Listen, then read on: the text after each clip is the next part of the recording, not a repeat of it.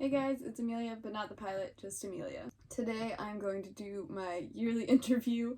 I started this last year, technically on my other channel, but there's that Billie Eilish interview, I don't know if you've seen, but every year she answers the same questions in an interview format, and it's cool to see how she grows, and I wanted to do that too. Sort of like a time capsule for me, but I thought I'd post it here just cause, I don't know. Anyway, let's get into the video. I got my tea, I'm ready to go. Let's vibe. I'm wearing a red sweater again. That was not planned. I definitely look more put together last year. I am Amelia, and my channel is AmeliaNotThePilot.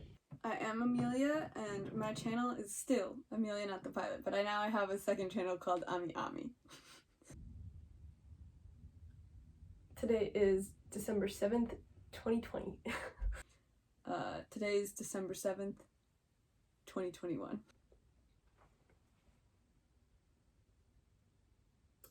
So I've actually posted on this channel 5 years ago, so this is like my 5-year anniversary. I've had the other channel for 6 years technically, but only been active really for 1 or 2. I haven't really been active this last year. And then this channel I restarted last year. So I'll say 1st year anniversary. Cheers, guys. I just hit 2,000 followers on YouTube like yesterday or 2 days ago. So I'm very excited about that. That was my goal for the year. I have 2,296 followers on Ami, 431 on this channel. Let's go! It's probably, this isn't an artist, but I would say my favorite like album right now is the New Moon album from Twilight. I've been listening to it a lot recently. Currently, I've been listening to Lemon Boy, which is a full album by Cave Towns. I'm also listening to Tick Tick Boom soundtrack a lot, and Fleet Foxes, apparently, because Spotify Wrapped just came out and it told me that I am in the top 0.05% of listeners for Fleet Foxes. I don't know, I just found them this year, so.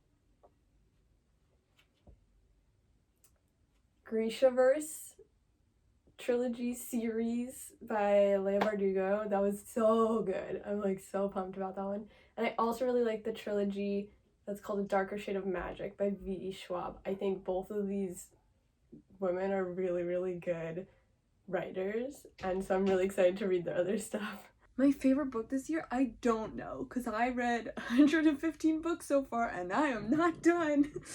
I had a lot of great 5-star books this year. For one, I would say Addie LaRue, which was one of the first books that I read this year. So good. I think this is like my new all-time favorite book. I also really loved Piranesi. I also really loved If We Were Villains. So good. I don't really watch TV, but I guess my favorite show is Crash Landing Into You. I didn't watch a lot of TV this year, to be quite honest, but I did really enjoy The Great on Hulu, and also What We Do in the Shadows on Hulu. My favorite movie is and will always be Airplane. I love that movie so much. But close seconds and thirds, everything Studio Ghibli, but specifically Spirited Away and Howl's Moving Castle, all the Harry Potter films, and Twilight and New Moon. Not the rest of the series, we don't like them. French Dispatch was so good. Favorite movie of the year, hands down. It was the first movie I saw back in theaters again. It was just really good. It's artsy and fun. It's got good music. It was so pretty. We love Wes Anderson. Also, Timmy. I'm having a Timmy phase this year. I don't really know what's going on. But I watched Little Woman about 80 bajillion times, so. I still love Airplane, but my favorite movie this year was French Dispatch.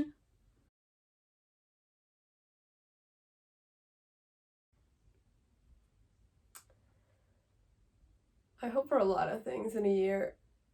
This year was pretty rough, I feel like, for everybody. So I'm hoping next year maybe there'll be a vaccine out and people could start returning to a semi-normal life. I hope that maybe we don't have to wear masks all the time and that it would be safe for everyone to just go out in public and see friends again. That's what I mostly hope for. What do I hope for in a year? Damn, I hope for in a month that I'm like not even in this country. Jesus Christ. We're still wearing masks, boy, but I am vaccinated and I have my booster. I just got it yesterday. Get vaccinated if you haven't already. I hope by December 2022 I am living abroad, maybe in the UK, maybe in Paris, wherever a job will find me. I've been trying to move abroad for about a year now, and I really hope that happens soon. But with COVID and everything, there's not that many work visas available or jobs anywhere. So I'm really grateful for the job I have, but I would really like to be out of this house, but also out of this country. You know what I'm saying? Well, my goals for next year, by next year I hope to have gotten a Fulbright to South Korea. So that'll be... I did not. We're not going to talk so. If not, I think my goal is to have a plane ticket to go to South Korea. Also don't have that. Wow, I'm really feeling 2020 Amelia right now. Well, the virus is still happening, so I have not booked a trip to Korea quite yet. Maybe soon. I really want to go for an extended period of time, but travel is still not great right now. We got some new viruses. Right now we have the Omicron, which sounds really cool, but would not be fun to catch. Go get vaccinated. What do I hope to accomplish by next year? I've already previously stated I would like to be abroad. Literally anywhere. I would hope that I would move out and have a lot of books in my new house and drink a lot of tea, and it would be a good little time. And I want to travel again. I really want to travel. That's my main goal. Get out of this country, you know? I wish I accomplished a better portfolio, and I wish I accomplished more like illustration. I really like doing illustration and I rarely do it. It makes me really sad. I still have the same portfolio. I'm still not getting hired. Nice. Maybe I should change things.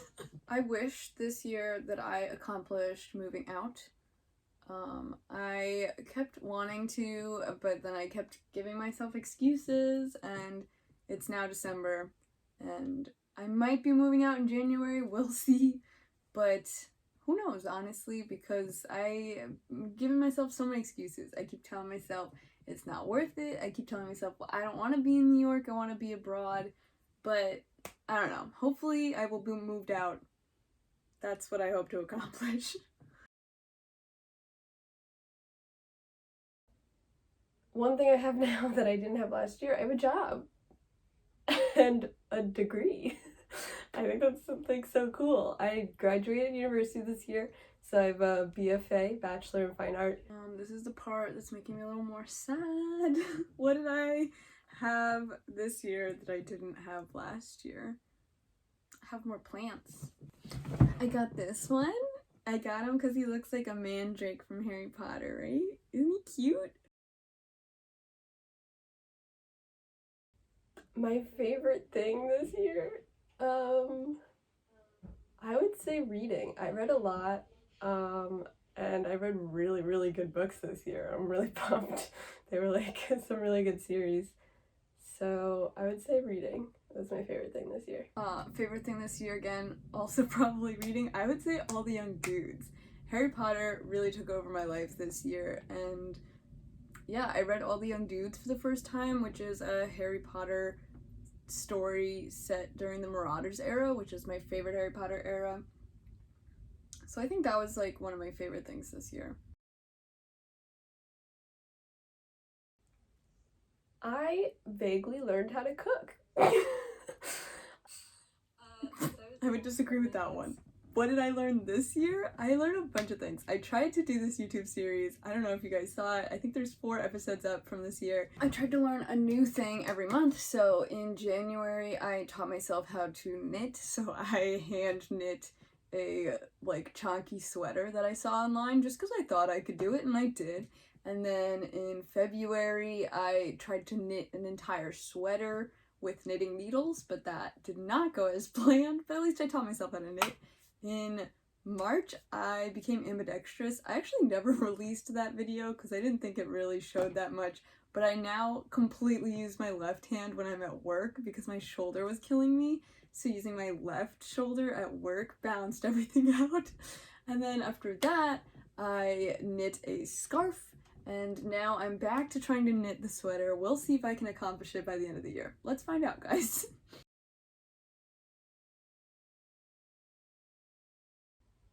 This whole year was a challenge, like for everyone, I feel like. But I guess the most challenging part for me was my graduation. Was just like, it just really sucked, not having like a senior year. I feel like the most difficult thing this year was dealing with like not moving. I feel like I'm a very like, let's do stuff, let's go change things up type of person. And this year I really kept a schedule. I work every day, 9 to 5. I commute in and out of the city every day. When I get home, I take a shower, I eat dinner, and I go to bed, essentially. And so this year, the challenge was keeping the schedule and not going insane. I am so grateful anytime I have a day off that it's ridiculous and I don't want to work anymore. And I can't believe we have to do this for 40 more years. I think there's something wrong with society. And now I'm spiraling again. Something I'll remember for the rest of my life.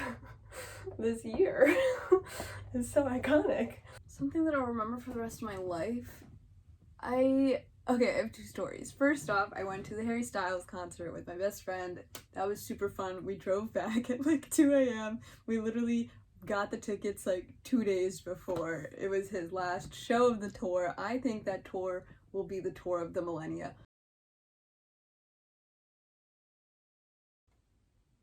A weird aspiration, I guess. Well, currently I'm trying to read 100 books this year. I'm like almost there. I'm like 80 something, so I don't know if it's gonna happen. But I guess for next year, my weird aspiration is to read 50 books because 100 is just too many. Well, girly, guess what? We did it again. I'm currently at 115 books read this year, which is a little crazy. Don't recommend, but also I'm getting a lot of books. There's so many books that I want to read. My aspirational goal for next year is that I complete another knitting project. Thank you guys for watching. Bye!